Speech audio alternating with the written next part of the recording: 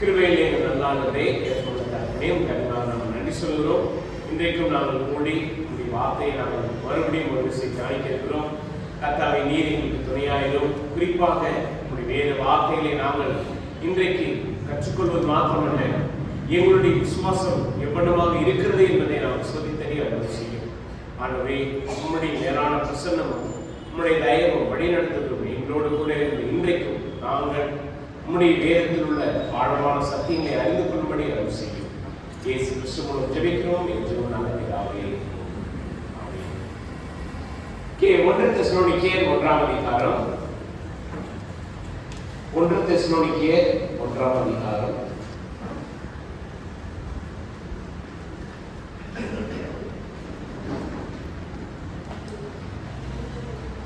இன்றைக்கு நாம் 2, 3, 4, 5 இந்த வசனங்கள் மட்டும் நேரம் எடுத்து தியானிக்க போகிறோம். அதிலே குறிப்பா 2வது வசனத்தை நம்ம மையமாக கொண்டு படிக்க போகிறோம்.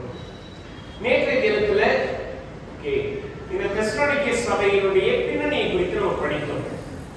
இந்த சபை யாரால் தொடங்கப்பட்டது, எப்படி தொடங்கப்பட்டது, அதே சமயத்துல இந்த சபையிலுள்ள விசுவாசிகள் எப்படி இருந்தார்கள், அதெல்லாம் குறித்து நம்ம சற்று நேரம் எடுத்து படித்தோம்.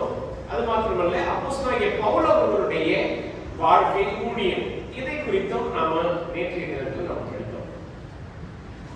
இன்றைக்கு நாம நேரம் எடுத்து தியானிக்க போகிற இந்த ஒரு பகுதியில நம்ம கவனிக்க வேண்டியது என்ன அப்படின்னா, நம்மளுடைய தலைப்பு விசுவாசத்தினாலே. இங்கே இந்த தெசலோனிக்கே திருச்சபை மக்கள் தங்களுடைய விசுவாசத்துல உண்மை உள்ளவர்களாகவும் அவர்களுடைய விசுவாசம் பெருகி அநேகருக்கு சாட்சியாகவும் மாதிரியாகவும் இருந்தது என்பதை நம்ம நேற்று படித்தோம். இப்படிப்பட்ட ஒரு விசுவாசத்தை இந்த தெசலோனிக்கே சபை மக்கள் எப்படி பெற்றுக்கொண்டார்கள்? இன்றைக்கு நம்ம எல்லாரும் இங்க வந்திருக்கிறோம். நம்ம ஏன் இங்க வந்திருக்கிறோம்? கற்றுக்கொள்ளணும். அது மாத்திரமல்ல, இந்த முறை நம்ம தெசலோனிக்கே புத்தகத்தை படிக்கும் பொழுது இந்த சபை விசுவாசிகள், இந்த தெசலோனிக்கே சபையில் உள்ள விசுவாசிகள் எப்படி இந்த அளவுக்கு உறுதியாய் வளர்ந்தார்கள். அதுவும் 21 நாட்கள் தான் பவுலவர்கள் அந்த இடத்துல செலவிட்டிருக்கிறார். அங்க இருக்கிற மக்களுக்கு படித்து கொடுத்தார். ஆனாலும் அந்த குறுகிய நாட்கள்ல இந்த மக்கள் மத்தியிலே இந்த அளவுக்கு வளர்ச்சி இருக்கிறது. அது எப்படி சாத்தியம்? அப்படி இந்த தெசலோனிக்கே சபை மக்கள் எந்தெந்த காரியத்தில் வளர்ந்தார்கள்? இன்றைக்கு அதுதான் நாம ரொம்ப கவனமாக நேரம் எடுத்து படிக்க போகிறோம். இன்றைக்கும் நாம எல்லா இடத்துலயும் கேட்டோம்னா, நீங்க இயேசுவை விசுவாசிக்கிறீங்களா அப்படின்னு கேட்டா நம்மளுடைய பதில் என்னவா இருக்கும்? நான் விசுவாசிக்கிறேன். நீ இயேசுவை நம்புறீங்களா? ஆமா நம்புறேன்.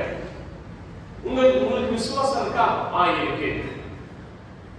நம்ம இதை எல்லாரும் சொல்லுவோம், இதை மறுக்கவே மாட்டோம். ஆனா சற்று கவனித்து நம்மை உண்மையாய் ஆராய்ந்து பார்த்தோம் என்றால், நம்மிடம் இருக்கக்கூடிய விசுவாசம் எப்படி இருக்கிறது? எதனால் நம்ம சொல்ல முடியும் என்கிட்ட விசுவாசம் இருக்கு அப்படின்னு? கோயிலுக்கு, அதாவது ஆலயத்துக்கு வரதுனால விசுவாசம் இருக்கா? இல்ல, நான் வேதத்தை வாசிக்கிறேன், ஜெபம் பண்றேன், அதனால எனக்கு விசுவாசம் இருக்கு. இன்றைக்கு விசுவாசம் என்பதை நாம ரொம்ப ஆழமாக தெளிவாக விளக்கப்படுத்துவது கிடையாது. நம்ம டிவில அட்வர்டைஸ்மெண்ட்லாம் பார்ப்போம். ஒரு பொருளை விளம்பரப்படுத்துவதற்காக அதனுடைய சிறப்பம்சங்களையும் அதனுடைய தனித்தன்மையும் என்ன பண்ணுவாங்கன்னா விவரித்து சொல்லுவாங்க. பாருங்க, நீங்க பயன்படுத்துற இந்த பொருள் நாங்க காட்டுறோம்னா இதுல இவ்வளவு சிறப்பம்சம் இருக்கு, இதுல இவ்வளவு ஆழமான தன்மைகள் அடங்கி இருக்கு அப்படின்னு சொல்லுவாங்க. நம்மிடம் விசுவாசம் இருக்கு என்றால் அது எப்படிப்பட்ட விசுவாசமாக இருக்கும் என்பதை நாம் அறிந்து கொள்ள முடியும். இங்கே பவுல் அவர்கள் தெசலோனிக்கே சபை மக்கள் பெற்றிருந்த விசுவாசத்தினுடைய ஆழத்தை விவரித்து சொல்கிறார். அதிலே இன்றைக்கு நாம் இந்த 2வது வசனத்தை நாம் எல்லோருமே சேர்ந்து படிப்போம். ஓகே, வாசிக்கலாங்களா? 1 தெசலோனிக்கேயர் 1ஆம் அதிகாரம் 2ஆவது வசனம்.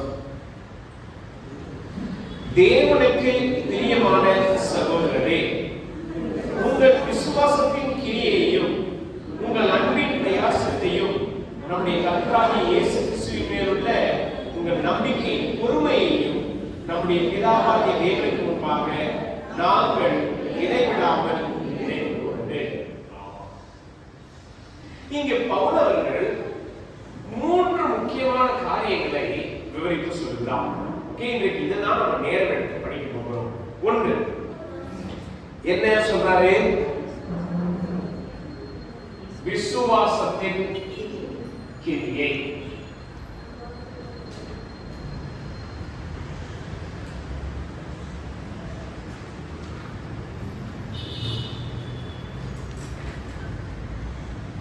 இங்கே பவுல் அவர்கள் தெசலோனிக்கே சபை மக்கள் உண்மையாகவே அவர்கள் கர்த்தருக்குள் விசுவாசத்தோடு வளர்ந்திருக்கிறார்கள், அவர்கள் தேர்ச்சி பெற்றிருக்கிறார்கள், அவர்கள் உறுதியாக இருக்கிறார்கள் என்று எப்படி அறிந்து கொண்டார் என்றால், இங்கே நம்ம பார்க்கிறோம் விசுவாசத்தின் கிரியை. சரி, நம்ம இந்த விசுவாசத்தின் கிரியை என்று எதை விளக்கத்தை சொல்லுவோம்? ஏன்னா இங்க நம்ம முதலாவதாக ஆண்டவராகிய இயேசுவானவரை நம்முடைய இரட்சகராக, நம்முடைய மீட்பராக ஏற்றுக்கொள்கிறோம், நாம் அவரை நம்புகிறோம், விசுவாசிக்கிறோம். இது ஆரம்ப விசுவாசம்.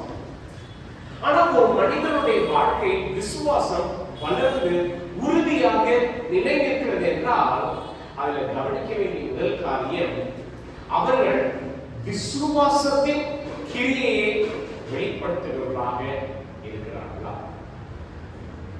இங்கே இந்த தெசலோனிக்கே சபை மக்கள் அவர்களுடைய விசுவாசத்தை செயலின் மூலமாக, கிரியை மூலமாக வெளிப்படுத்துகிறார்கள். பாருங்க, பவுல் அவர்கள் யாரையும் கட்டாயப்படுத்தல, வற்புறுத்தல, இல்ல அவர்களுக்கு கட்டளையிடல. நீங்க நம்புனீங்கன்னா கண்டிப்பா நீங்க கிரியை செய்யணும், நீங்க நம்புனீங்கன்னா கண்டிப்பா போய் கர்த்தருக்கென்று அநேக காரியங்களில் ஈடுபடுறீங்க. இந்த தெசலோனிக்கே சபையினுடைய விசுவாசிகள் அவர்கள் பெற்றிருந்த விசுவாசம் அவர்களை கிரியை செய்யும்படி. இன்றைக்கு நம்மிடம் விசுவாசம் இருக்கிறது, ஆனா அந்த விசுவாசத்தினால் வெளிப்படக்கூடிய இந்த கிரியைகளை நாம் செய்கிறதாக இருக்கிறோமா? அது என்ன கிரியை? நாம இங்க யாக்கோபு நிருபத்துல நம்ம வாசிக்கிறோம். விசுவாசம், அதாவது கிரியை இல்லாத விசுவாசம் என்னது? செத்தது. நாம இயேசுவை நம்புறோம், நாம இயேசுவை விசுவாசிக்கிறோம், அதை எப்படி நாம வெளிப்படுத்துகிறோம்? உதாரணத்துக்கு நம்ம இன்றைக்கு இங்க இந்த மீட்டிங்ல வந்து உட்கார்ந்துக்கிறோம், குடும்ப முகாம்ல ஒரு காரியத்தை நாம எல்லோருமே கேட்டு பார்க்கணும். உண்மையிலேயே நம்முடைய விசுவாசம் நம்மை இந்த குடும்ப முகாம்ல வந்து பங்கு பெறும்படி தூண்டியிருந்தா? இல்ல காசு கொடுத்தாரு போயிடும் வரலன்னா ஒரு கேள்வி கேட்பாரு. ரெண்டாவது, எப்படியாவது இன்னைக்கு அட்டன் பண்ணலாம், நாளைக்கு லீவ் போட்டுடலாம், அதனால இன்னைக்கு போய் தலையை காசு போட்டுடலாம். மூணாவது, பாஸ்டர் நாளைக்கு ஏதோ ஒரு 4 நாள் லீவு, ஃபேமிலியோட கொஞ்சம் டைம் ஸ்பெண்ட் பண்ணோம், இல்ல வீட்டுல கொஞ்சம் நேரம் நல்லா தூங்கணும், அதனால பாப்போம் இன்னைக்கு ஏதாவது. சரி, நம்மளுடைய வாழ்க்கையில அநேக காரணங்கள் இருக்கிறது. எது செய்யணும், செய்யக்கூடாது, இல்ல தள்ளி போடணும். ஆனா உண்மையாகவே ஆண்டவர் நமக்கு கொடுத்த அந்த விசுவாசம் நம்மை தூண்டி, இல்ல நம்மை ஊக்குவித்து இந்த குடும்பம் அவங்க பங்கு பெறும்படி நம்மை ஈர்க்கலாம். கொஞ்சம் யோசிச்சு பாருங்க. மேபி நீங்க வந்து கட்டாயத்தினால, இல்ல உங்களுடைய வீட்டுல ஓகே நம்ம போலாம், இந்த வருஷம் நம்ம மிஸ் பண்ற ஒரு சில பேர் இருக்காங்களா? எந்த வருஷமும் ஃபேமிலி நம்ம என்ன பண்ண மாட்டாங்க, மிஸ் பண்ணவே மாட்டாங்க. ஸ்டார்டிங்ல இருந்து ஏன் அஃப்கோர்ஸ் நிறைய ரீசன். ஓகேங்க, நான் எனக்கு சபம் சொல்றேன், என்ன சொல்லி கொடுத்தா எனக்கு தெரியாது, ஆனாலும் அந்த ஆர்வம் தூண்டுதல் வந்தது. அல்லாமலே ஆண்டவரை பற்றி அறிந்து கொள்ள முடியாது. வாய்ப்பு கிடைத்தது, ஆழமாக கற்றுக்கொண்டேன், வளர்கிறேன். ஆனா ஒரு சில பேர் கரெக்டா வந்து பங்கு பெறுவாங்க. எங்களுக்கு நம்மளுக்கு நல்ல எத்தனை பேர் ஞாபகம், நம்ம பிஷப் மணி காலில் வந்து குடும்பம் ராத்திரம் எத்தனை பேருக்கு தெரியும்? ஓகே, ஒவ்வொரு வருஷமும் ஒரு பர்சன் வருவார், சூப்பரா மேக்கப் போட்டுட்டு முதல்ல உட்கார்ந்து. ஆமா, ஒரு சில பேர் பார்த்துருப்பீங்கன்னா நினைக்கிறேன், நல்லா விட விடவே இருப்பாரு, பேரன் போட்டு பவுடர்லாம் போட்டுக்கிட்டு வந்து உட்காந்து பாரு. நான் சொல்றது ஒவ்வொரு வருஷமும் 3 நாள் மீட்டிங் நடக்கும். 3 நாள் வந்து உட்காந்து பாப்பாரு, கேட்பாரு, சாப்பிடுவாரு, போயிடுவாரு. திரும்ப அடுத்த வருஷம் கரெக்டா பாத்துருவாரு, மீட்டிங் நடக்குதா இல்லையான்னு வருவாரு, உட்காருவாரு, பாப்பாரு, சாப்பிடுவாரு, போயிடுவாரு.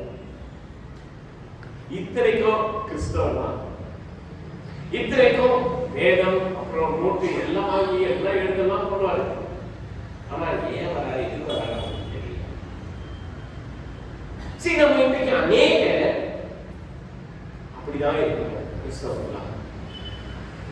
நாம போய் அட்டன் பண்ணிடுவோம், நாம போய் சரீர பிரகாரமா உட்கார்ந்து இருப்போம். நம்ம எண்ணமோ மனசோ, ஐயோ கவர்மெண்ட்ல வேற இந்த பொங்கலுக்கு ஒரு கிலோ அரிசி கரும்புலாம் கொடுக்குறாங்க, வாங்கவே இல்லையே, நாளைக்கு வேற பொங்கல், என்ன பண்றது? போன வருஷம் தான் நம்மளுக்கு வந்து பைசா கொடுத்தாங்க, இந்த வருஷம் ஒன்றுமே இல்லை. சரி, நம்மளுடைய எண்ணங்கள் யோசனைகள் பல விதத்துல இருக்கும். ஆனா உண்மையாகவே விசுவாசத்தினால நம்ம தூண்டப்பட்டு இங்க பங்கு இருக்கோமா? இங்க தெசலோனிக்கே சபை மக்கள் அவர்கள் ஆண்டவராகிய இயேசுவானவர் மீது உள்ள அந்த விசுவாசத்தினால் கிரியை செய்ய தொடங்கினார்கள். என்ன கிரியை? அவர்கள் கற்றுக்கொண்ட, அறிந்து கொண்ட அந்த ஆண்டவரை மற்றவர்களுக்கும் அவங்க என்ன பண்ணாங்கன்னா எடுத்து சொன்னார்கள். அவர்கள் ஒரு திருச்சபையாக சேர்ந்து உடைத்தார்கள். அவர்களுக்கு கொடுக்கப்பட்ட காரியங்களிலே அவர்கள் உண்மையாக ஈடுபட்டார்கள்.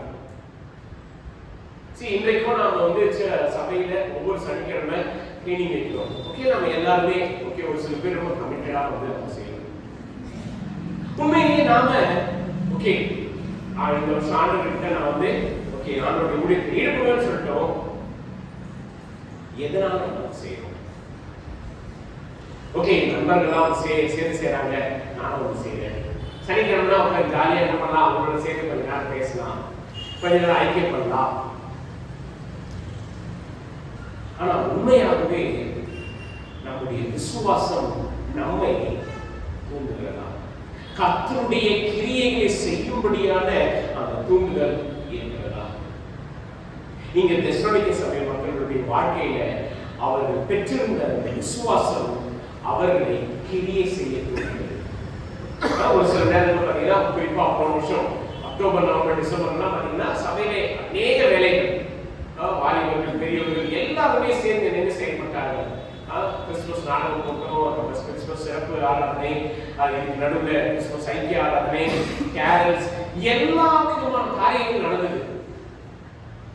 ஆனா நம்ம எல்லோருமே சேர்ந்து ஈடுபட்டோம். அந்த உண்மையாகவே விசுவாசத்தினால் நாம் கிரியை செய்யக்கூடியவர்களாக இருக்கிறோமா?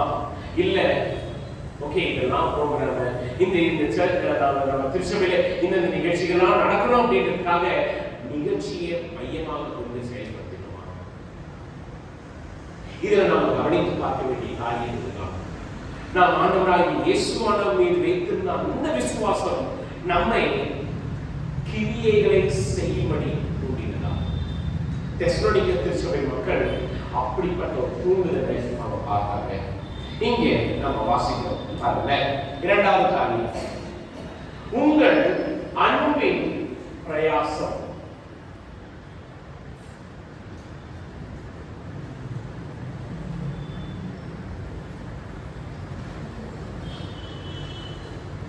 இது என்ன அன்பின் பிரயாசம்? ஆங்கிலத்தில் படிக்கும் பொழுது லேபர் ஆஃப் லவ். இதுவும் கிரியை தான். ஆனா இதுல என்ன இருக்கு அப்படின்னா அன்பு நிறைந்திருக்கலாம். இந்த தெசலோனிக்கே சபை மக்கள் மிகுந்த அன்போடு அவங்க என்ன பண்ணாங்கன்னா ஒருவரை ஒருவர் எல்லா விதத்திலும் தாங்கினார்கள், உதவினார்கள், பிரயாசப்பட்டார்கள். அதுல அன்பு மட்டும்தான். அந்த அன்பு அவர்களுடைய உள்ளத்தில் ஆழமாக நிலைத்திருந்தது, அது வெளிப்பட்டது. இதை பவுல் அவர்கள் அறிந்துணர்ந்து இந்த திருச்சபை மக்கள் தங்களுடைய வாழ்க்கையில விசுவாசத்தினா இந்த இப்படிப்பட்ட ஒரு அன்பை பார்க்கிறார். இதை நம்ம கவனிக்கும் பொழுது பவுல் அவர்கள் இந்த இடத்துல தெசலோனிக்கேயால சுவிசேஷத்தை பிரசங்கிக்கும் பொழுது இவருடைய நிலை எப்படி இருந்தது வாசிக்க பாருங்க. 1 தெசலோனிக்கேயர் 1ஆம் அதிகாரம் 9வது வசனம்.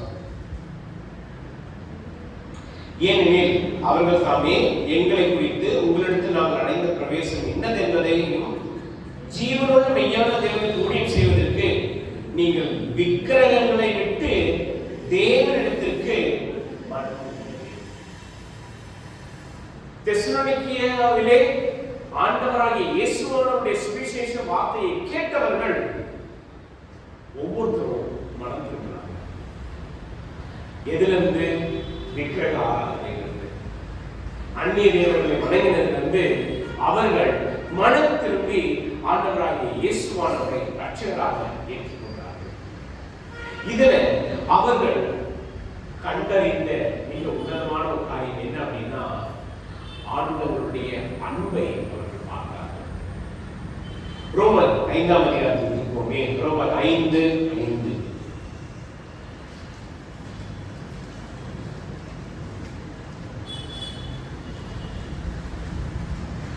ரோமர் 5:5. இங்கே பவுல் அவர்கள் தேவ அன்பு நம்முடைய இருதயங்களில் ஊற்றப்பட்டிருக்கிறது என்பதை அவர் விவரித்து சொல்கிறார். இங்கே வாசிக்கிறோம் ரோமர் 5:5. மேலும் நமக்கு அருளப்பட்ட பரிசுத்த ஆவியினாலே தேவ அன்பு நம்முடைய இருதயங்களில் ஊற்றப்பட்டிருக்கிறபடியா அந்த நம்பிக்கை நம்மை வெட்கப்படுத்தாது. இங்கே பவுல் அவர்கள் மிக தெளிவாக ஒரு காரியத்தை விளக்கப்படுத்துகிறார். என்ன அப்படின்னா, தேவனுடைய அன்பு அவருடைய இருதயங்கள்ல விசுவாசிக்கிற உண்மையான ஒரு நபர் அவருடைய உள்ளத்திலிருந்து தேவன் காண்பித்த, தேவன் ஊற்றின அன்பை வெளிப்படுத்துகிற ஒரு நபராக இருப்பார். அவர்களிடத்தில் தேவ அன்பு பூரணப்பட்டிருக்கும். அவர்கள் கிறிஸ்துவுடைய அன்பை பிரதிபலிக்கக்கூடியவர்களாக இருப்பார்கள். சம்டைம்ஸ் நாம இதெல்லாம் ரொம்ப கடினமான ஒரு காரியம். நம்ம இங்கே நம்ம எல்லோருமே சகோதர சகோதரிகளாக நம்ம இருக்கிறோம், ஐக்கியப்படுகிறோம். சம்டைம்ஸ் நம்மளுடைய வேலையில, இல்ல நம்முடைய குடும்பத்துல, இல்ல நம்மளுடைய தனிப்பட்ட முறையில ஏதாவது ஒரு பிரச்சனைனா நம்ம மற்றவங்க டக்கு என்ன பண்றோம், ஆச்சுருவோம். கேட்டா ரொம்ப டென்ஷன், ரொம்ப ஸ்ட்ரெஸ்ஸா இருக்க, ரொம்ப கவலையா இருக்க, ரொம்ப கடினமா இருக்க, என்னால முடியல. இங்கே நம்முடைய விசுவாசம் உண்மையாகவே இப்படிப்பட்ட ஒரு சூழ்நிலையில எப்படி செயல்படுகிறது அப்படின்னு நம்ம பார்க்கணும். அந்த மனிதனுடைய இருதயத்தில் கர்த்தருடைய அன்பு ஊற்றப்பட்டிருக்கும் என்றால் ஆண்டவரை அறிந்து கொண்டு அவரை விசுவாசிக்கிற அந்த நபர் எந்த ஒரு சூழ்நிலையிலையும் கோபமோ இல்ல ஆக்ரோஷமோ இல்ல அவங்களுடைய ஆதரத்தையோ இல்ல தேவ அன்பை வெளிப்படுத்துவார்கள். ஏன்னா அவர்கள் பெற்றிருக்கிற அந்த விசுவாசம் உண்மையான உறுதியான ஒரு விசுவாசம்.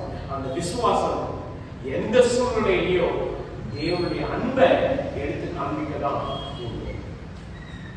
இது நம்மளுடைய நாட்டில் நடக்கிறது ரொம்ப சகஜம். ஓகே, இப்பெல்லாம் பாத்தீங்கன்னா இந்த டிராபிக் சிக்னல் எல்லாமே ரொம்ப கவனமா இருக்கிறாங்க.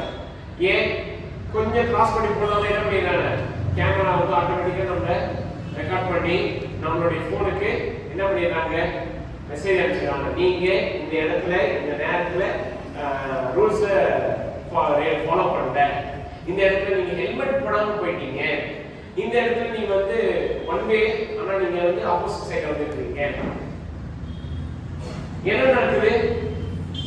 நமக்கு ஆட்டோமேட்டிக்கா ஒரு ஃபைல். சம்டைம் நம்ம இல்லைனாலும் ஏதோ ஒரு விதத்துல வந்து நம்ம என்ன ஆகும்? கோபப்படுவோம், ஃப்ரஸ்ட்ரேஷன். நம்ம நல்லா ஒழுங்கான வண்டி ஓட்டிட்டு போவோம், எதிர்க்க வரவங்க அவங்களுடைய போக்குக்கு அவங்க இஷ்டத்துக்கு வருவாங்க.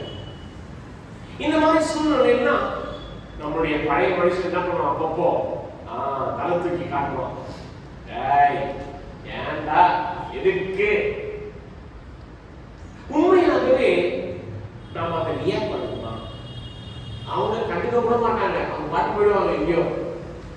அந்த ஆவேசமும் அந்த கோபமும் அந்த வெளிப்பாடும் யாரை பாதிக்கும்னா, ஆப்வியஸ்லி நம்முடைய விசுவாசம் அப்படிப்பட்ட அந்த காரியங்களை செய்யக்கூடாதுன்னு நம்மளை தடுக்கும். ஆனாலும் நம்முடைய சரீரம், நம்முடைய பழைய மனுஷன் நம்ம என்ன பண்ணுவான்? தூண்டி இதை பேசி, இதை திட்டி, இதை சொல்லு. இங்கே தெசலோனிக்கே சபை மக்கள் அப்படி இல்லை. அவர்களுடைய விசுவாசம் எந்த ஒரு சூழ்நிலையிலும் தேவ அன்பை வெளிப்படுத்துகிற மாதிரி இருந்தது. நம்ம வாசிக்கிறோமே கலாத்தியர் 5ஆம் அதிகாரத்துல இந்த அன்பு ஆவியின் கனியில முதலாவதாக நம்ம பார்க்கிறோம். ஆவியின் கனியோ அன்பு. சோ இங்க பவுல் அவர்கள் தெசலோனிக்கே சபை மக்களுடைய செயல்பாடுகளை பார்க்கும் பொழுது அவங்க கஷ்டப்படுறாங்க, அவங்க பாடுபடுறாங்க, அவங்க துன்பப்படுறாங்க, அவங்க வேதனைப்படுறாங்க. இது எல்லாவற்றிலும் அவருடைய உள்ளத்துல வெளிப்படுகிறது எல்லாமே கோபம் இல்லை, வெறுப்பு இல்லை, ஆக்ரோஷம் இல்லை. கொஞ்சம் யோசிச்சு பாருங்க. ஒரு சில நாட்கள் தான் ஆண்டவராகிய இயேசுவானவரை அவர்கள் ஏற்றுக்கொண்டு ஒரு திருச்சபையாக உருவாகி இருக்கிறார்கள். எடுத்த உடனே பிரச்சனை, எடுத்த உடனே போராட்டம், ஆரம்பத்திலே உபத்திரவம். ஆனாலும் அவங்க அன்பு வெளிப்படுத்துறாங்க. நல்லா ஞாபகம் இருக்கு. ஒரு குடும்பத்தார் ஆண்டவராகிய இயேசுவை ஏற்றுக்கொண்டார்கள், ரட்சகராக ஏற்றுக்கொண்டு அவங்க முதல் முறை ஞானஸ்நானம் எடுத்துட்டு அவங்க ஞாயிறு ஆரம்பித்து பங்கு பெறுவார்கள். அன்னைக்கு சந்தோஷமா நான் வந்து ஆண்டவராகிய இயேசுவை ஏற்றுக்கொண்டு ரட்சிக்கப்பட்டு சபையில ஞானஸ்நானம் எடுத்துட்டு அப்படின்னு அந்த சந்தோஷத்தோடு வந்து தொழுது கொண்டாங்க. வீட்டுக்கு போறாங்க, ஒரு செய்தி வருது. இது போல உங்களுடைய வேலை இடத்துல உங்களை வந்து என்ன பண்ணிருக்காங்கன்னா 2 வார்னிங் கொடுத்துருக்காங்க. நீங்க சரியா வேலை செய்யல, நீங்க வந்து உங்களுடைய இந்த ஒரு டீல்ல வந்து நீங்க தப்பு பண்ணிட்டீங்க, அதனால உங்க மேல ஆக்ஷன் எடுக்க போறோம் அப்படின்ட்டு அந்த நபருக்கு ஒரு நோட்டீஸ் வந்தது, அதாவது மெயில் வந்தது. உடனே கேட்ட உடனே என்னடா இது, ஆண்டவரை ஏற்றுக்கொண்டு ரட்சிக்கப்பட்டு ஞானஸ்நானம் எடுத்து முதல் ஞாயிறிலேயே எனக்கு இப்படிப்பட்ட ஒரு கேட்ட செய்தி. அது ஒன்று. ரெண்டாவது, அன்னைக்கு சாயந்தர நேரத்துல அவனுடைய சொந்தக்காரர் ஃபோன் பண்றாங்க. இது போல உன்னுடைய உறவினர் ஒருத்தவங்க ரொம்ப நெருக்கமானவங்க என்ன பண்றாங்கன்னா ரொம்ப முடியாம ஹாஸ்பிட்டல் அட்மிட் பண்ணியிருக்காங்க. டாக்டர் சொல்லிட்டாரு ஒன்றும் பண்ண முடியாது, நீ வந்து பார்க்க போயிடு. இன்னொரு பிரச்சனை. சரி, ஊருக்கு கிளம்பி போயிருக்காரு. போற வழியிலேயே ஒரு ஆக்சிடென்ட், அடிபட்டு அவர் சின்ன காயங்களோட அடிபட்டு ஹாஸ்பிட்டல் இருக்கிறார். தன்னுடைய மனைவி போன் பண்ணி சொல்றாரு, பாரு நம்ம ஆண்டவரை ஏற்றுக்கொண்டு ஞானஸ்நானம் பெற்றுக்கொண்டு இப்ப திருச்சபை வந்திருக்கோம், அட்டன் பண்ணோம். இந்த ஒரே நாள் இவ்வளவு சம்பவம் நடந்துச்சு பத்தியா, கிறிஸ்தவன் ஆனதுனாலதான் நமக்கு எப்படி நடந்துச்சு. இந்த நபருடைய விசுவாசம் வாழ்க்கையில அந்த ஒரு நாள்ல நடந்த சம்பவத்துல என்னாச்சுன்னா தடுமாறி போச்சு. அப்ப உண்மையாகவே அவருடைய விசுவாசம் எந்த அளவுக்கு உறுதியாக இருக்கிறது என்பதை நம்ம பார்க்கணும். இங்க தெசலோனிக்கே சபை மக்கள் அவங்களுடைய விசுவாசத்துல உபத்திரவமா இருந்தாலும் சரி, பாடுகளா இருந்தாலும் சரி, துன்பமா இருந்தாலும் சரி, கஷ்டமா இருந்தாலும் சரி, அவர்கள் அன்பை வெளிப்படுத்துவதாக இருக்கிறார்கள், அன்பு பாராட்டக்கூடியவர்களாக இருந்தார்கள். இங்கே 3வது காரியத்தை நாம் பார்க்கிறோம், வாசிக்கிறோம். இங்கே அதே 2வது வசனத்துல உங்கள் நம்பிக்கையின் உண்மை.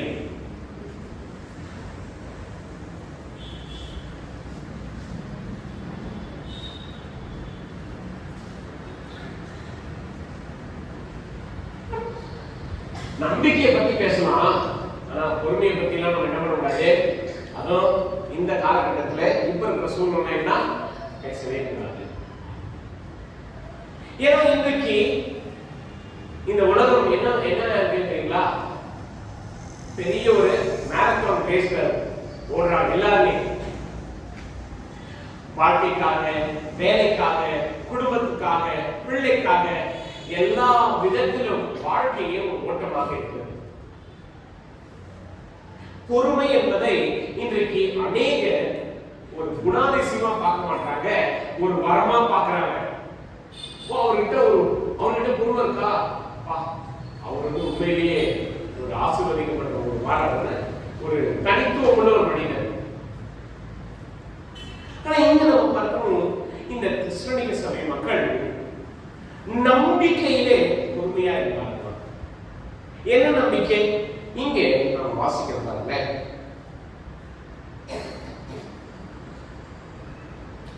1 தெசலோனிக்கர் 1ஆம் அதிகாரம் 6ஆம் வசனம். நீங்கள் மிகுந்த உபத்திரவத்திலே. இங்கே தெசலோனிக்க சபை மக்கள் மிகுந்த உபத்திரவத்தை கடந்து வந்தாங்க. என்ன உபத்திரவம்? அப்போஸ்தலனாகிய பவுல் அவர்களுக்கும் சீலாவுக்கும் தீமோத்தேயுக்கும் உபத்திரவம், எதிர்ப்பு இருந்தது. அப்போஸ்தலர் 17ஆம் அதிகாரத்துல நம்ம படிச்சோம். ஒரு சில பேர் ஏற்றுக்கொண்டார்கள், ஒரு சில பேர் என்ன பண்ணாங்கன்னா பவுலையும் அவரோட கூட இருந்த அவருடைய குழுவினரையும் என்ன பண்ணாங்கன்னா எதிர்த்து சண்டை போட்டாங்க, கலகம் பண்ணாங்க. அவர் எப்படியாவது அந்த பட்டணத்துல இருந்து வெளியில துரத்திக்கணும்னு நினைச்சாங்க. இன்னும் ஒரு சில பேர் அவரை எப்படியாவது பிடித்து கொலை செய்யணும், அவங்களை நம்ம ஏதாவது பண்ணணும். ஆனா இன்னும் ஒரு பிரச்சனை, பவுலும் அவருடைய குழுவினருக்கு மாத்திரமல்ல, தெசலோனிக்கா பட்டணத்துல யாரெல்லாம் ஆண்டவராகிய இயேசுவானவரை ஏற்றுக்கொண்டார்களோ அவர்களும் உபத்திரவத்தையும் பாடுகளையும் கடந்து வந்தார்கள். அதுல அவர்கள் பொறுமையை கையாண்டார்கள். பொறுமை என்று சொன்னாலே இங்க நம்ம 2 விதமான காரியத்தை சொல்ல பார்க்கிறோம். ஒன்று சகிப்புத்தன்மை. ஆண்டவரை அறியாதவர்கள், ஆண்டவரை ஏற்றுக்கொள்ளாதவர்கள் தாங்களை என்ன துன்பப்படுத்தினாலும் என்ன செய்தாலும் தெசலோனிக்கே சபையிலுள்ள விசுவாசிகள் அதை பொறுத்துக் கொண்டார்கள், சகித்துக் கொண்டார்கள். இன்றைக்கு சகிப்புத்தன்மை என்பது கிறிஸ்தவர்கள் மத்தியில ரொம்ப ரொம்ப அதிசயமாக காணப்படுகிறது. நான் ஏன் பொறுத்துக்கணும், நான் ஏன் சகிப்புத்தன்மை வளர்க்கணும், எனக்கு இதை அநியாயம் பண்ணிட்டாங்களே, நான் இதை செய்யவே இல்லை, ஆனா இதை பேசுறாங்களே. இந்த தெசலோனிக்க சபை மக்கள் ஆண்டவராகிய இயேசுவானவரை விசுவாசித்தார்கள், அவர் மீது பற்றுதலாய் இருந்தார்கள், விசுவாசத்தால் நற்கிரியைகளை செய்தார்கள், அன்பை வெளிப்படுத்தினார்கள். அப்படி இருந்தும் அவங்க பாடலையும் உபத்திரவங்களையும் கடந்து வந்தாங்க. அதில் அவர்கள் எப்படிப்பட்ட ஒரு குணாதிசயத்தை வெளிப்படுத்தினாங்கன்னா பொறுமையை வெளிப்படுத்தினாங்க, சகிப்புத்தன்மையை அவர்கள் தனித்திருந்தாங்க. நீ என்ன பேசுறியா, இல்ல நீ என்ன அடிக்க விரும்புறியா, இல்ல நீ என்ன குற்றச்சாட்ட விரும்புறியா, எது வேணாலும் செய், நான் நம்பிக்கையோடு அதை சகித்துக் கொள்கிறேன். என்ன நம்பிக்கை? ஆண்டவராகிய இயேசுவானவர் என்றைக்கு என்னுடைய வாழ்க்கையில், என்னுடைய இருதயத்தில் அவர் ரட்சகராக மீட்பராக அறிந்து கொண்டேனோ அன்றைக்கு பரலோகம் என்கிற அந்த நம்பிக்கை, பரலோக நித்திய ஜீவன் என்கிற அந்த நம்பிக்கையை எனக்கு கொடுத்து விட்டார். அந்த நம்பிக்கையில இந்த உபத்திரவம், இந்த பாடல்கள்லாம் என்னை ஏதோ செய்யாது, நான் அதை பொறுத்துக் கொள்வேன், அதை சகித்துக் கொள்வேன் அப்படின்றத இந்த தெசலோனிக்க மக்கள் உறுதியாக. இந்த 3 காரியங்களையும் பவுல் அவர்கள் பார்க்கும் பொழுது தெசலோனிக்க சபை மக்கள் தங்களுடைய விசுவாசத்துல எந்த அளவுக்கு உறுதியாக இருக்கிறார்கள், வளர்ந்திருக்கிறார்கள் என்பதை இன்றைக்கு நாம் இதை நேர்வழித்து படிப்பதற்கான காரணம் என்ன தெரியுங்களா? நம்முடைய விசுவாசம் இந்த அடிப்படையில இருக்கிறதா? நம்ம எல்லோரும் ஆண்டவராகிய இயேசுவை நம்ம ஏற்றுக்கொள்கிறோம், ரட்சகர் நம்ம சொல்றோம். அவர் தான் நம்முடைய வாழ்க்கையை பாவத்திலிருந்து, பாவ இருளிலிருந்து மீட்டு வெளிச்சத்துக்கு கொண்டு வந்தார், வெளிச்சத்தை காண்பித்தார். அப்போ விசுவாசத்துல நாம் எப்படி இந்த 3 காரியங்களும் நம்மிடம் இருக்கிறதா? பவுல் அவர்கள் இதை ரொம்ப தெளிவாக தெசலோனிக்கே சபை மக்களுடைய வாழ்க்கையை ரொம்ப நெருக்கமாக கவனமாக அறிந்து கொண்டு பேசுகிறார். ஒரு மனிதனுடைய வாழ்க்கையில விசுவாசத்தினுடைய செயல் இதில் வெளிப்படும். ஒரு மனிதனுடைய விசுவாசத்தினுடைய உறுதித்தன்மை இந்த 3 காரியங்கள் வெளிப்படும். இன்றைக்கும் இதை நாம் நம்முடைய வாழ்க்கையில ஆராய்ந்து பார்ப்பது அவசியம். நம்ம இந்த விசுவாசம் இருக்கும் என்றால் நிச்சயமா இருக்கு. ஆனா இந்த அடிப்படையில இருக்கா? இந்த அடிப்படையில வளர்ந்திருக்கா? இங்க விசுவாசத்தின் கிரியை மூலம் பார்த்தோம். ஆட்டோமேட்டிக்கா கர்த்தருக்கு எந்த காரியத்தையும் செய்ய முடியாது. நாம் என்ன பண்ணணும்? நம்முடைய விசுவாசம் ஆப்வியஸ்லி நாம் எந்த ஒரு காரியத்தையும் கர்த்தருக்கு செய்யும்படியாக நாம் பெற்றிருக்கிற விசுவாசம் நம்மை ஊக்குவிக்கும், உயிர்ப்பிக்கும். செய்ய தெரியாததுனால நம்ம செய்வோம் நான் சொல்ல வரல. ஆனா நம்மளால என்ன செய்ய முடியுமோ அதை நாம உறுதியா, உண்மையா, நேர்த்தியா செய்ய முடியும். இங்க பவுல் அவர்கள் இந்த தெசலோனிக்க மக்களுடைய விசுவாசத்தை பார்க்கும்போது இவர்கள் எல்லோருமே தங்களுக்கு கொடுக்கப்பட்ட அந்த ஒரு காரியத்துல உண்மையாக உத்தமமாக இருந்து செயல்பட்டார்கள். சின்ன ஒரு வேலையா இருந்தாலும், உதாரணத்துக்கு நம்ம படிப்போம் தீமோத்தேயு, அவர் இந்த மக்களுடைய காரியங்களை விசாரிக்கும்படி போவார். அவருடைய வேலை என்ன? பவுல் அவர்களுக்கும் சீலா அவர்களுக்கும் துணையாக இருந்து உதவி செய்கிற வேலை. ஆனா இந்த வேலையிலையும் தீமோத்தேயு உண்மையா இருந்தார். அப்போஸ்தலர் 17ஆம் அதிகாரத்துல நம்ம பார்க்கிறோம். தெசலோனிக்கே பட்டணத்துல பவுலுக்கும் அவருடைய குழுவினருக்கும் ஒரு சகோதரன் தன்னுடைய வீட்டை திறந்து கொடுக்கிறான். அந்த சகோதரனை பிடித்து என்ன பண்றாங்கன்னா அந்த அதிகாரிகள் மிரட்டுறாங்க. அந்த அதிகாரியை தண்டனை கொடுக்கணும் அப்படின்னு முயற்சி பண்றாங்க. ஆனா அவங்க எந்த ஒரு விதத்திலையும் கர்த்தரையும் சரி, அதே சமயத்துல பவுலையும் அவர் சார்ந்த அவருடைய குழுவினரையும் காட்டி கொடுக்கல, மறுதளிக்கிற உண்மையாக செயல்பட்டார். அந்த மனிதனுடைய வாழ்க்கையில இந்த 3 காரியத்தை பார்க்கிறோம். சோ இங்க நம்ம கவனிக்க வேண்டிய ஒரு காரியம், நாம பெற்றிருக்கிற விசுவாசம் உண்மையான விசுவாசமாக இருக்கிறதா? அப்படி உண்மையான விசுவாசமாக இருக்கும் என்றால் அதுல இந்த 3 முக்கியமான குணாதிசயங்கள் அடங்கி இருக்கிறதா? பவுல் அவர்கள் இதை ரொம்ப எழுதும் பொழுது எப்படி சொல்லி குறிப்பிட்டு சொல்றாங்க? 3ஆம் வசனம், 1 தெசலோனிக்கேயர் 1ஆம் அதிகாரம் 3ஆம் வசனம், நீங்கள் தெரிந்து கொள்ளப்பட்டவர்கள் என்று நாம் அறிந்து. ஆண்டவராகிய இயேசுவானவர் என்றைக்கும் அவருடைய ரட்சிப்பின் சுவிசேஷ வார்த்தைகளை நீங்க கேட்டு அவரை ஏற்றுக்கொண்டீர்களோ, ஆண்டவர் உங்களை அவருக்கு என்று தெரிந்து கொண்டார். ஓகே, இதை என்ன சொல்றோம்னா, பிரத்யேகமா கர்த்தர் அவர்களை ரட்சிப்புக்கு என்று தெரிந்து கொண்டார். தெசலோனிக்கே பட்டணத்துல பவுல் அவர்கள் கொண்டு வந்த அந்த சுவிசேஷத்துல இந்த ஜனங்கள் கேட்டு கர்த்தராகிய இயேசுவை ஏற்றுக்கொண்டார்கள் என்றால் அவர்கள் தெரிந்து கொள்ளப்பட்டவர்களுடைய செயல்பாடுகள் இவ்வளவாக இருக்கும் என்பதை அவர் இங்கே விவரித்து சொல்கிறார். அதை நாம 1 பேதுரு 2ஆம் அதிகாரத்துல நம்ம படிப்போம். கேளுங்க, 1 பேதுரு 2ஆம் அதிகாரம்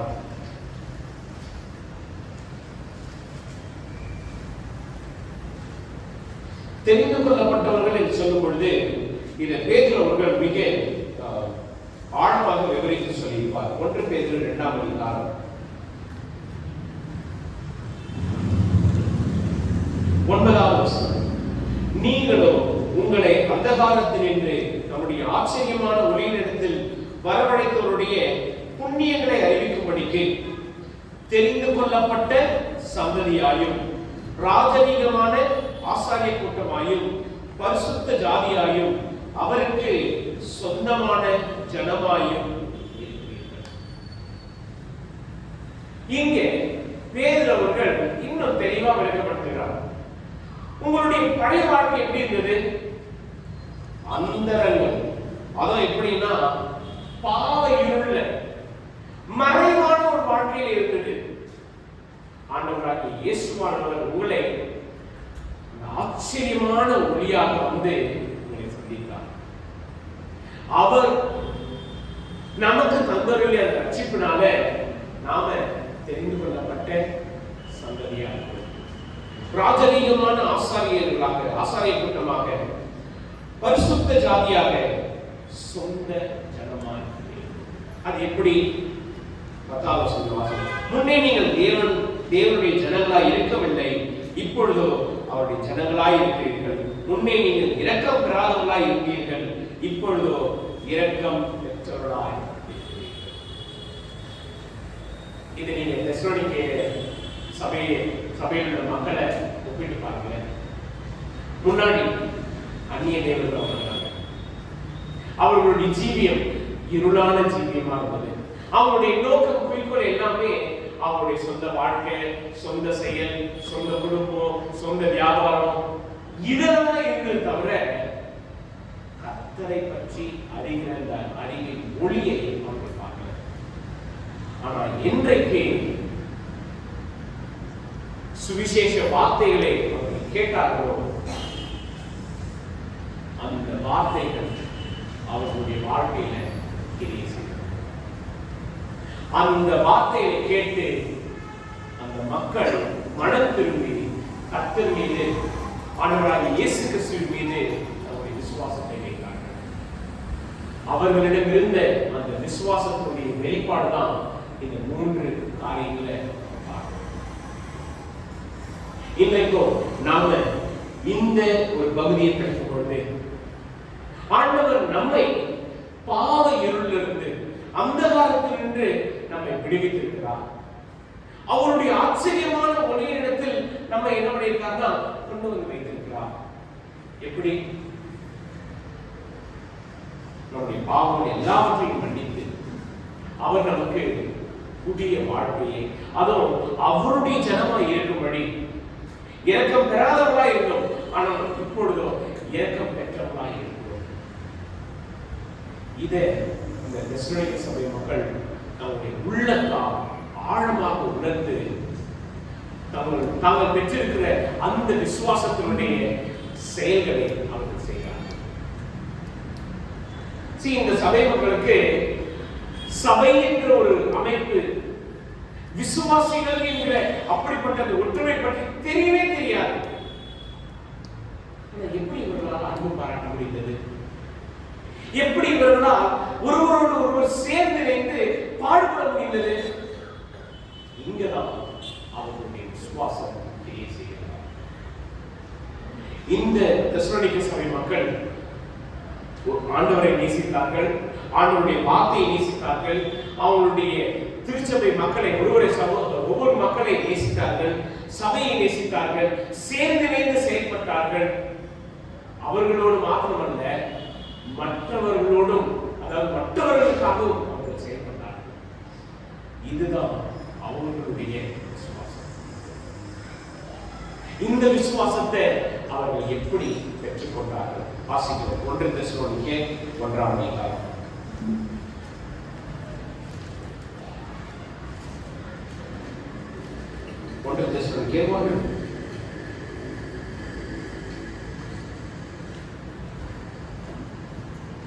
ஐந்தாவது வசனம்.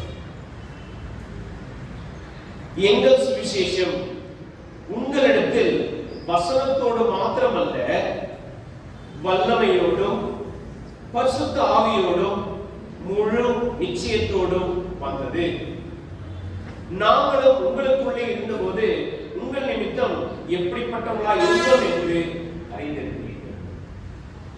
சரி, இன்றைக்கு நாம எல்லோரும் கர்த்தருடைய வார்த்தையை படிக்கிறோம். இன்றைக்கு நீங்க பாத்தீங்கன்னா எல்லாமே ஆர்வமா இன்னைக்கு ஓகே நம்ம ஒன்னு புத்தகத்தை வந்து கற்றுக்கொள்ளணும் அப்படின்ற ஆர்வத்தோட வந்திருக்கீங்க, சந்தோஷம். ஆனா நம்ம கர்த்தருடைய வார்த்தையை கேட்கும் பொழுது இங்கே தெசலோனிக்கே சபை மக்கள் எப்படி கர்த்தருடைய வார்த்தையை கேட்டார்கள் என்பதை பார்க்கிறோம். பாருங்க, எங்கள் சுவிசேஷம் உங்களிடத்தில் வசனத்தோடு மாத்திரமல்ல, அதாவது பவுல் அவர்கள் ஆண்டவராகிய இயேசுவினுடைய சுவிசேஷத்தை பிரசங்கிக்கும் பொழுது சொல்லும்போது வெறும் அது வார்த்தையாக அல்ல, அந்த வார்த்தையில என்ன இருந்துச்சுன்னா வாசிக்கிறோம்,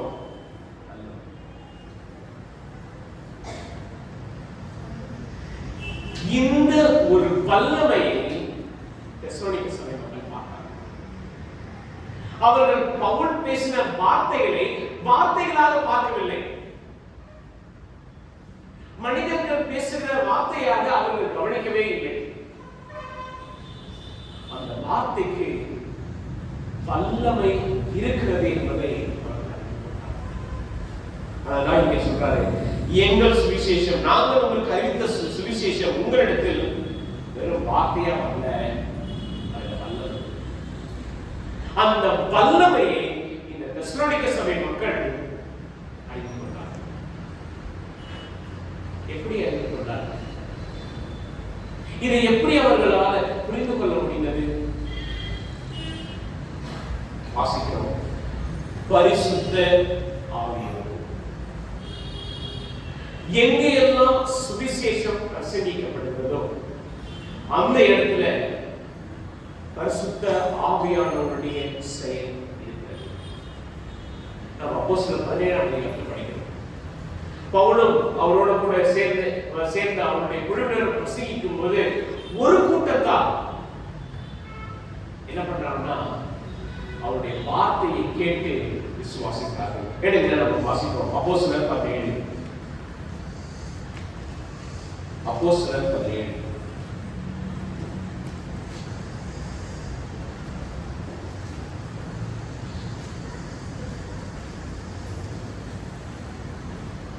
இரண்டாவது வசனம், பவுல் தன் வழக்கத்தின்படியே அவர்களிடத்தில் போய் 3 ஓய்வு நாட்கள் வேத வாக்கியங்களின் நியாயங்களை எடுத்து அவர்களுடைய சம்பாஷித்து கிறிஸ்து பாடுபடவும் மரித்தோரிலிருந்து எழுந்திருக்கவும் வேண்டியது என்றும் நான் உங்களுக்கு அறிவிக்கிற இந்த இயேசுவே கிறிஸ்து என்று காண்பித்து திருஷ்டாந்தப்படுத்தினான். அவர்களில் சிலரும் பக்தியுள்ள கிரேக்கரில் திரளான ஜனங்களும் கனப்பொருந்திய ஸ்திரீகளில் அநேகரும் விசுவாசித்து பவுலையும் சீலாவையும் சேர்ந்து கொண்டார்கள். இங்கே இந்த வார்த்தைகளை கேட்டவர்கள் வெறும் வார்த்தை அல்ல, நம்ம 1 தெசலோனிக்கே 1ஆம் அதிகாரத்தில் பார்க்கிறோம், இந்த வார்த்தை வல்லமையோடும் பரிசுத்த ஆவியோடும். இங்கே பரிசுத்த ஆவியானவருடைய செயலை பார்க்கிறோம். அந்த ஒவ்வொரு நபர்களுடைய இருதயத்துல ஆண்டவராகிய இயேசுவானுடைய சுவிசேஷம் கிரியை செய்தது. எப்படி? பரிசுத்த ஆவியானவர் அந்த வார்த்தைகளை புரிந்து கொள்ளும்படி அவருக்கு உதவி செய்தார். பரிசுத்த ஆவியானவர் அவர்கள் தங்களுடைய பாவங்களை அறிந்து உணர்ந்து மனம் திரும்பி இயேசுவே ரட்சகர் என்பதை அறிந்து கொள்ளும்படி உதவி செய்தார்.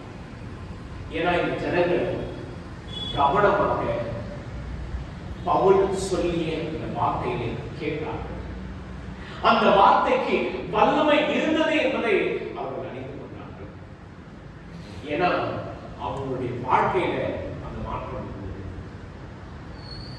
விக்கிரகங்களை விட்டு அந்நிய தேவர்களை விட்டு அவங்க ஜீவனுள்ள தேவனுக்கு ஊழியம் செய்யும்படி அவர்கள் தங்களை கொடுத்தார்கள். இங்கே இந்த தெசலோனிக்கே சபையில் உள்ள விசுவாசிகளுடைய உறுதியான தன்மையை பார்க்கிறோம். ஆனா ஒரு சிலர் என்ன நடக்குது பாருங்க. 5ஆம் வசனம் அப்போஸ்தலர் 17. விசுவாசியாத யூதர்கள் வைராக்கி கொண்டு வீணராகிய சில பொல்லாதவர்களை சேர்த்துக் கொண்டு கூட்டம் கூடி இவர்களுக்கும் ஆண்டவருடைய வார்த்தை தான் போதிக்கப்பட்டது, சுவிசேஷம் பிரசங்கிக்கப்பட்டது. ஏன் கிரியை செய்ய? வல்லமையோடு போலையா, பரிசுத்த ஆவியானவருடைய அனுகிரகம் இல்லையா? எல்லாம் இருந்தது. ஆனா அவர்கள் தங்களுடைய இருதயத்தை கடினமாக்கிக் கொண்டார்கள், தங்களுடைய இருதயத்தை அடைத்துக் கொண்டார்கள். கர்த்தருடைய வார்த்தை கேளாதபடி தங்களுடைய செவியை சாய்க்கவில்லை. எனக்கு அருமையானவர்களே, நான் இன்னைக்கு இந்த ஒரு காரியத்தை அதை மத்தியில சொல்றேன். ஒவ்வொரு முறையும் நாம இங்கே ஆலயத்துல கர்த்தர் ஆராதிக்க வரும் பொழுது, இல்ல கர்த்தருடைய வார்த்தை படிக்க வரும் பொழுது, இந்த வார்த்தை வல்லமையோடும் பரிசுத்த ஆவியானவருடைய உன்னதமான செயலோடும் நாம் ஒவ்வொருவரையும் வந்து சந்திக்கிறது. நாம் கேட்கிறவர்களாக இருப்போம் என்றால் அந்த வார்த்தையினுடைய வல்லமையையும் பரிசுத்த ஆவியானவருடைய செயலையும் நம்ம பார்ப்போம்.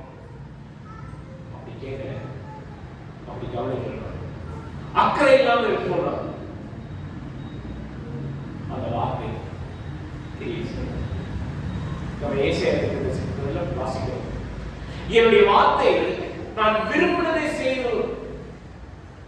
அது என்ன, அவங்க வெறுமையா திரும்பி வராது. ஆண்டவருடைய வார்த்தைக்கு வல்லமை இருக்கிறது. அதை இந்த தெசலோனிக்கே சபை மக்கள் அறிந்து கொண்டார்கள். அதனால்தான் அவங்களுடைய விசுவாசம் இந்த அளவுக்கு உறுதியாக ஸ்திரப்பட்டது. அதனால்தான் அவர்களுடைய விசுவாசத்தினுடைய குணாதிசயங்கள் வெளிப்பாடுகள் எல்லாம் அமைந்திருக்கிறது. எந்த சூழ்நிலையிலும் அவர்கள் விசுவாசத்தினால் கிரியை செய்யும்படி தங்களை ஆயத்தோடு வைத்துக் கொண்டிருந்தார்கள். தங்களுடைய உபத்திரவத்தில், தங்களுடைய பாடல்கள், தங்களுடைய துன்பத்தில் யாரையும் சொல்லுங்க, ஐயோ பவுல் வந்து பிரசங்கம் பண்ணனால தானே நமக்கு இவ்வளவு பிரச்சனை, பவுல் வராம இருந்தாலே நல்லா இருக்கு, நம்ம சந்தோஷமா பழைய வாழ்க்கையில இருந்திருப்போமே சொல்லவே. அவர்கள் சகித்துக் கொண்டார்கள், இந்த உபத்திரவங்களை ஏற்றுக்கொண்டார்கள். காரணம், சுவிசேஷ வார்த்தைகளுக்கு வல்லமை இருந்தது. பரிசுத்த ஆவியானவர் அவருடைய வாழ்க்கையை மாற்றினார். அவர்கள் ஆண்டவராகிய இயேசு கிறிஸ்து மீது அந்த விசுவாசத்தை நிஜம் என்று கண்டுகொண்டார். நீங்க வாசிக்கிறதால 1 தெசலோனிக்கேயர் 1ஆம் அதிகாரத்துல பவுல் அவர்கள் இன்னொரு காரியத்தையும் சொல்கிறார். எங்கள் சுவிசேஷம் உங்களிடத்தில் வசனத்தோடு மாத்திரமல்ல, வல்லமையோடும் பரிசுத்த ஆவியோடும் முழு நிச்சயத்தோடும் வந்தது. அதாவது சற்றும் சந்தேகப்படாமல், என்ன ஒரு தடுமாற்றம் இல்லாமல் இந்த வார்த்தை உங்களை தேடி வந்தது. நாம வந்து ஆண்டவரை பற்றி சொல்லும்போது ஒரு சில நேரங்கள்ல நம்முடைய உள்ளத்திலேயே சந்தேகம் இருக்கும். நம்ம யார் ஒருத்தருக்கு ஆண்டவரை பற்றி சொல்றோமோ அவங்க திருப்பி ஒரு சில கேட்பாங்க, ஆண்டவருக்கு எல்லாம் செஞ்சிருக்காரா அப்படின்னும் போது நம்ம என்ன யோசிப்போம், நம்ம சந்தேகப்படுறதுனாலே முடிஞ்சிச்சு. முழு நிச்சயத்தோடு நம்மளால சொல்ல முடியுமா? முழு உறுதியோடு கர்த்தருடைய சுவிசேஷத்தை நம்ம சொல்ல முடியுமா? பகிர்ந்து கொள்ள முடியுமா? இங்கே விசுவாசம் அவர்களுடைய வாழ்க்கையிலிருந்து கிரியை செய்கிறது. இந்த தெசலோனிக்கே சபை மக்கள் அவ்வளவாக அவருடைய விசுவாசத்திலே உறுதிப்பட்டார்கள். அவருடைய விசுவாசம் இந்த அளவுக்கு உறுதியாக வளர்ந்திருக்கிறது என்றால் அவர்கள் வேத வசனத்தினுடைய வல்லமையையும் பரிசுத்த ஆவியானவருடைய வாழ்க்கையை மாற்றினார் என்பதையும் இன்றைக்கு நாம் எல்லோருமே சுவிசேஷம் அறிவிக்கப்பட்டதுதான். நாம் என்றைக்கு ஆண்டவரை இயேசுவானவரை ரட்சகராக ஏற்றுக்கொண்டதுனால் அந்த ஒரு நாள் பரிசுத்த ஆவியானவர் நம்முடைய வாழ்க்கையை மாற்றினார், நம்மை புது வாழ்க்கையை தந்து புதுப்பித்திருக்கிறார். அதனால இல்லைன்னு நம்ம சொல்லவே முடியாது. நம்ம மறந்து போனதுனால, அக்கறை இல்லாதவர்களாக இருந்ததுனால நம்முடைய விசுவாசம் வளராமல் மிகுந்த பின்னடைவு. வளர்ச்சின்றது இங்கிருந்து ஒரு படி நம்ம சொல்ல வரல. நாம ஒவ்வொரு வருஷமும் எப்படி வளரும் நமக்கே நல்லா தெரியும். நாம விசுவாசத்துல வளரல. எங்க மாஸ்டர் மியூசிக் மாஸ்டர் அடிக்கடி ஒரு விஷயத்தை சொல்லி கேட்பாங்க, எக்ஸாம் எவ்வளவு மார்க் வாங்கினேன்னு கேட்பாங்க. என்னென்ன சப்ஜெக்ட்ல என்னென்ன மார்க் சொல்லுவோம். 100க்கு 70, 100க்கு 80, 100க்கு 60. அவர் உடனே சொல்லி நீ ஃபெயில் அப்படின்றாரு. நான் ஃபெயிலா? நான் 100க்கு 80 மார்க் எடுத்துருக்கேன், 100க்கு 70 மார்க் எடுத்துருக்கேன், பாஸ் தானே, எப்படிங்க ஃபெயில் ஆவேன்? அப்ப எங்களுக்கு ஒரு கான்செப்ட் சொல்றாரு. ஒரு கிணறு இருக்கு, இங்க ஒரு பையன் இருக்கான். இந்த இடத்துல இந்த இடத்துல அவன் தாண்டணும். அப்போ அவன் எப்படி தாண்டணும்? தன்னுடைய முழு பலத்தை, தன்னுடைய ஃபுல் ஃபோக்கஸ வச்சுதான் என்ன பண்றான், இங்க இருந்து அவன் தாண்டணும். 100% ஆனாதான் அவன் என்னமா உயிரோட இருப்பான். 60% தாண்டா என்ன ஆகும்?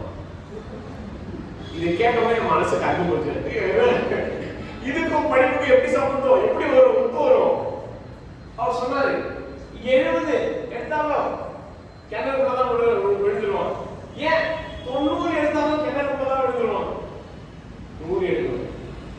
100% அவனுடைய நோக்கம், கவனம் அவனுடைய இலக்கா. அப்படி இல்லைன்னா அவ்வளவுதான். இந்த தெசலோனிக்கே சபை மக்களுடைய கவனம், இலக்கு ஆண்டவராகிய இயேசு கிறிஸ்துவின் மீது, அவரை பற்றி இருக்கிற விசுவாசத்தின் மீது. அது மாத்திரமல்ல, அவருக்கு என்று வாழ வேண்டும் என்ற அந்த ஒரு நிச்சயத்தோடு 100% சற்றும் தடுமாற்றம் இல்லாமல், சந்தேகம் இல்லாமல் ஆண்டவராகிய இயேசுவுக்கு என்று உபத்திரவங்களையும் பாடுகளையும் சகித்துக் கொள்ளும்படி அவர் முற்பட்டார். ஏன் செய்தார்? ஏன்னா கர்த்தருடைய வார்த்தையினுடைய வல்லமையை நாளைக்கு நாம காலையில செஷன்ல மிக முக்கியமான ஒரு பகுதியை நம்ம இந்த தெசலோனிக்கே சபை விசுவாசிகள் அவருடைய விசுவாசத்தினால மற்ற பட்டணங்களுக்கும் மற்ற தேசத்தாருக்கும் மாதிரிகளாய். அது எப்படி? நம்ம இந்த கிறிஸ்துமஸ்ல சாது சுந்தர் சிங்கருடைய வாழ்க்கை குறித்து நம்ம புரிஞ்சே பண்ணிக்கணும். இந்த சாது சுந்தர் சிங் ஏன் திபெத்துக்கு போய் ஊழியம் செய்தார்? அவர் இந்திய தேசத்துல பஞ்சாப் மாநிலத்துல பிறந்தாரு. ஏன் குறிப்பா திபெத்துக்கு போனோம்?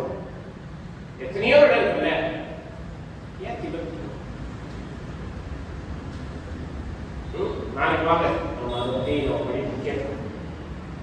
ஏன் சொல்றேன்னா, இங்க தெசலோனிக்கே சபை மக்கள் தங்களுடைய விசுவாசத்தை முழுவதுமாக 100% வளர்த்துக் கொள்ள வேண்டும் என்று எல்லா விதத்திலும் அவர்கள் உறுதியாக இருந்தார். அதற்கென்று அவங்க என்ன பண்ணாங்கன்னா, பாடலை ஏற்றுக்கொள்ள அவர்கள் துணிந்தார்கள். அன்பின் பிரயாசத்தை வெளிப்படுத்தினார்கள். விசுவாசத்தினாலே கிரியைகளும். இன்றைக்கு உண்மையிலேயே எனக்கு ரொம்ப ரொம்ப ஸ்பெஷல் டே. நான் போதகரா அபிஷேகம் பண்ணி இன்றோடு கிட்டத்தட்ட 9 வருடங்கள். நான் உண்மையிலேயே ஆண்டவருக்கு அதிகமா நன்றி சொல்றேன். ஆனா அதே சமயத்துல என்னுடைய விசுவாசம் வாழ்க்கை, விசுவாச வளர்ச்சி எப்படி இருக்குது அப்படிங்கிறத 1 தெசலோனிக்கே 1ஆம் அதிகாரத்துல ஆராய்ந்து பார்க்கிறேன். விசுவாசத்தின் கிரியை என்கிட்ட இருக்கலாம், அன்பின் பிரயாசம் என்னிடத்தில் இருக்கலாம், நம்பிக்கையோடு நம்பிக்கையின் பொறுமை என்கிட்ட இருக்கலாம். இதெல்லாம் ஆராய்ந்து பார்க்கும் பொழுது இன்னும் அநேக காரியங்கள் நான் பின்தங்கி. ஆனா 1 வருஷம் படிக்கும்போது 1 பேதுரு 2ஆம் அதிகாரம், முன்னாடி நீங்க தேவனுடைய ஜனமா இல்லை, ஆனா இப்போ தேவனுடைய ஜனமா இருக்கீங்க. முன்னாடி இரக்கம் இல்லை, ஆனா இப்போ இரக்கம் பெற்றிருக்கீங்க. நான் ஆண்டவருக்கு அதிகமா சொன்னது, ஆண்டவர் எனக்கு பாராட்டினாங்க. அந்த இரக்கமும் கிருபையும் இல்லைன்னா இன்னைக்கு நான் இல்லை. என் வாழ்க்கை அர்த்தமான ஒரு வாழ்க்கையா இருக்கு, அர்த்தமுள்ள ஒரு வாழ்க்கையா இருக்கு. இந்த தெசலோனிக்கே சபை மக்கள் அதை நான் பார்க்கிறேன். ஆண்டவராகிய இயேசுவானுடைய சுவிசேஷம் அவர்களை தேடி வந்தது. இருளிலிருந்து வெளிச்சத்துக்கு, இரக்கம் கிருபை பெறாதவர்களுக்கு இரக்கமும் கிருபையும் பெற்றுக்கொண்டார். அதை அவங்க மறக்கவும் இல்லை, அதை அவங்க எந்த ஒரு விதத்திலையும் தட்டி கழிக்கல, அனாவசியமா அதை எடுத்துக்கொள்ள. மாறாக பவுலவர்கள் அவர்களுக்கு படித்துக் கொடுத்த அந்த வார்த்தைகளை வெறும் வார்த்தை இல்லை, அது நல்ல அது பரிசுத்த ஆவியானவருடைய செயல் இருந்தது. அதுல அவர்கள் நிச்சயத்தை பார்த்தார்கள். இப்படிப்பட்ட ஒரு காரியத்தை இந்த தெசலோனிக்கே சபை மக்கள் உறுதியாக எனக்கு அருமையானவர்கள் இன்றைக்கும் நாம கவனிக்க வேண்டிய ஒரு காரியம், நம்மிடத்தில் விசுவாசம் இருக்கிறது என்றால் நம்முடைய விசுவாசம் கர்த்தருக்கு என்று கிரியை செய்யும்படி நம்மிடத்தில் விசுவாசம் இருக்கும் என்றால் நாம் அன்பில் பிரயாசப்படுகிறவர்களாக உண்மையாகவே அன்போடு நாம ஒவ்வொரு காரியம் எடுத்து செய்வோமா? ஈவன் நாம கிளீன் பண்ணாலும் சரி, மற்ற எந்த காரியத்தை செய்தாலும் சரி, அன்போடு சந்தோஷத்தோடு மகிழ்ச்சியோடு நம்ம செய்வோமா? அப்படி இல்லைன்னா வெளியில் ஆளுக்கு வேலை செய்யறதுக்கும் நமக்கும் வித்தியாசம் கிடையாது. நம்ம ஏன் தேவனுடைய ஆலயத்தில் அவருடைய ஊழியத்தில் வந்து ஈடுபடணும்னு நம்ம தீர்மானிக்கிறோம்? வேலை செஞ்சாதான் அங்கீகரிப்பாங்க, வேலை செஞ்சாதான் நம்ம ஏற்றுக்கணும் இல்லை. இது விசுவாசத்தினுடைய வெளிப்பாடு. நான் ஆண்டவராகிய இயேசுவானவரை என்னுடைய வாழ்க்கையில நம்புகிறேன். அவர் எனக்கு இந்த விசுவாசத்தை கொடுத்திருக்கிறார். அது உண்மையானது, அது உறுதியானது. One of the reason நான் ஆண்டவருக்காக ஊழியம் செய்யணும் ஏன் வந்தேன்? ஆண்டவராகிய இயேசு அவர் எனக்கு காண்பித்த கிருபை. ஏன்னா என்னுடைய வாழ்க்கை, என்னுடைய சிந்தனை, என்னுடைய மனசு அந்த காலத்தில் ரொம்ப ரொம்ப ரொம்ப இருளான ஒரு வாழ்க்கைகள் என்னையும் ஆண்டவராகிய இயேசுவானவர் நேசிப்பாரா அப்படின்னா அவருடைய அன்பு, அவருடைய இறக்கம் இருந்தது, அவருடைய கிருபை. இது எனக்கு மாத்திரமில்லை, நாம் எல்லோருக்கும் வழங்கப்பட்டது. அந்த அன்பு, அந்த கிருபை, அந்த இறக்கம் அவருக்கு என்று ஊழியம் செய்யும்படி என்னுடைய உள்ளத்தை கொண்டிருந்தது. ஆப்வியஸ்லி என் கூட இருந்த நண்பர்கள் என்ன கேட்டாங்க, ஏன் பாஸ்டருக்கு வேலை செஞ்சுக்கிட்டே ஊழியம் செய்ய முடியாதா? வேலை செஞ்சுக்கிட்டே சபையில வந்து மற்ற காரியங்கள் செய்வேன், ஏன் போறோம்? ஈவன் நான் வந்து என்ன பைபிள் காலேஜ் படிச்சு முடிச்சுட்டு திருப்போம் சிங்கப்பூர் போகிறதுக்காக ட்ரைனிங்காக வெளியாகும்போது என் கூட படித்த நண்பர்கள் எல்லாருமே கேட்ட ஒரு காரியம், வா நீ இப்போ வா, நான் ஒரு நல்ல ஒரு கம்பெனியில் வேலை வாய்ப்புகிறேன், நீ நல்லா சம்பாதிக்க, உங்க லைஃப்ல செட்டில் ஆகலாம். ஏன் அசைப் ரொம்ப ஆண்டவருடைய இறக்கம், ஆண்டவருடைய இந்த தெசலோனிக்கே சபை மக்கள் அவர்கள் எப்படி ரட்சிக்கப்பட்டார்கள், ஆண்டவருடைய அன்பு எப்படி அவர்களை சந்தித்தது என்பது அவங்க அதுல அவங்க உண்மையாக தங்களுடைய 100% விசுவாசத்தையும் அவங்க வெளிப்படுத்தாங்க. அதனாலதான் இந்த சபை எல்லாருக்கும் மாதிரியான எடுத்துக்காட்டான ஒரு சபையாக,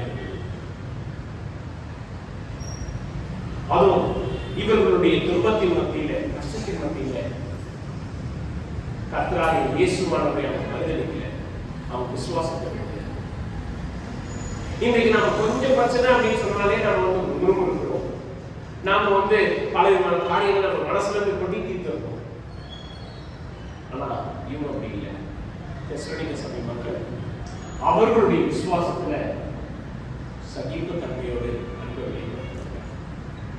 இன்றைக்கும் நாம் இந்த காரியத்தை மறந்ததை, நம்மிடம் உண்மையான விசுவாசம் இருக்கிறதா என்பதை 1 தெசலோனிக்கேயர் 1ஆம் அதிகாரம் 2வது வசனத்தினுடைய அடிப்படையில சொல்லியிருக்கிறார். நம்மிடம் உண்மையாகவே நம்முடைய சொந்த வாழ்க்கையில நாம் விசுவாசத்தில் வளர்ந்திருக்கிறோம் என்றால் இந்த 3 காரியங்களின் அடிப்படையில அதே சமயத்தில் ஆண்டவர் உங்களையும் என்னையும் தெரிந்து கொண்டிருக்கிறார் என்றார்.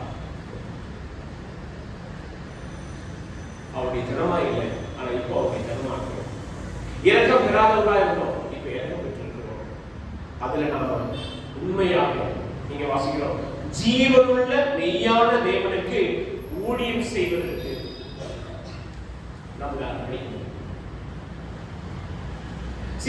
நீங்க எடுத்தோட ஓகே வாங்க நம்ம எல்லாமே செய்யல. முதலாவது நம்முடைய விசுவாசத்துல நாம உண்மையா இருந்து ஸ்திரப்பட்டு வளரணும். அதுல நம்முடைய கவனத்தை வைக்கணும். நாம இந்த ஆண்டு நம்முடைய விசுவாசத்துல இன்னும் உறுதியா வளரும்படி என்னென்ன காரியங்கள்லாம் நம்ம செய்யணும். நீங்க பட்டியல் போடுங்க, நீங்க எல்லாத்தையும் பிளான் பண்ணி இதை செய்யுங்க நான் சொல்ல வரல. முதல் காரியத்தை விசுவாசத்தின் கிரியை. நம்மிடத்தில் விசுவாசம் இருக்கும் என்றால் விசுவாசத்தின் கிரியை நாம் எப்படி வெளிப்படுத்துகிறோம்? நம்முடைய விசுவாசத்தின் கிரியை என்னவா இருக்கும்? ஆண்டவர் நமக்கு என்ன காரியங்களை பொறுப்பாக கொடுத்திருக்கிறாரோ அது உண்மையை நாம் செய்யணும். அதில் நம்முடைய முழு மனதை, நம்முடைய முழு ஆவியை, நம்முடைய முழு கவனத்தை செலுத்தி நாம் செய்வோம். சந்தோஷமாக செய்வோம், அன்போடு அதை செய்வோம், சகிப்பு தன்மையோடு அதை செய்வோம். நம்முடைய விசுவாசம் வளர்வதையும் நம்முடைய விசுவாசத்தினுடைய உறுதியையும் இன்றைக்கும் நாம நம்முடைய சொந்த விசுவாசத்தை ஆராய்ந்து பார்ப்போம், சோதித்து பார்ப்போம். நம்மிடம் உண்மையான விசுவாசம் இருக்கிறதா? கர்த்தர் நமக்கு அப்படிப்பட்ட ஒரு எண்ணத்தை, அப்படிப்பட்ட ஒரு சிந்தனை தந்து இன்றைக்கும் நம்முடைய விசுவாசத்தை சோதித்து பார்க்கும்படி அவர் உதவி செய்யும். கண்களை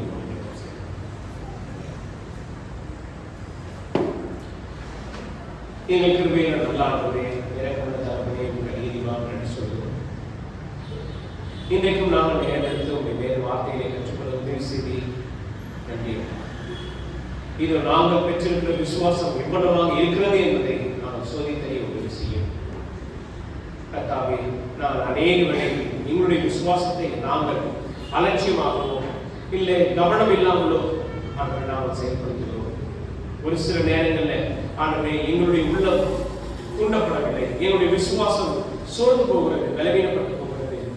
கர்த்தாவே, இன்றைக்கும் உங்களுடைய சமூகத்திலே இந்த வார்த்தைகளை நாங்கள் கேட்டிருப்போம் என்றால் உண்மையாக ஆராய்ந்து பார்க்க ஆண்டவரை எங்களை பரிசோதித்து அறிந்து கொள்ள, குறிப்பாக இந்த தெசலோனிக்க சபை விசுவாசிகள் எப்படி தன்னுடைய விசுவாசத்தை அவர்கள் உறுதிப்படுத்தினார்களோ வெளிப்படுத்தினார்களோ அவ்வளவாக நாங்கள் இதை செயல்படுத்த செய்யும்.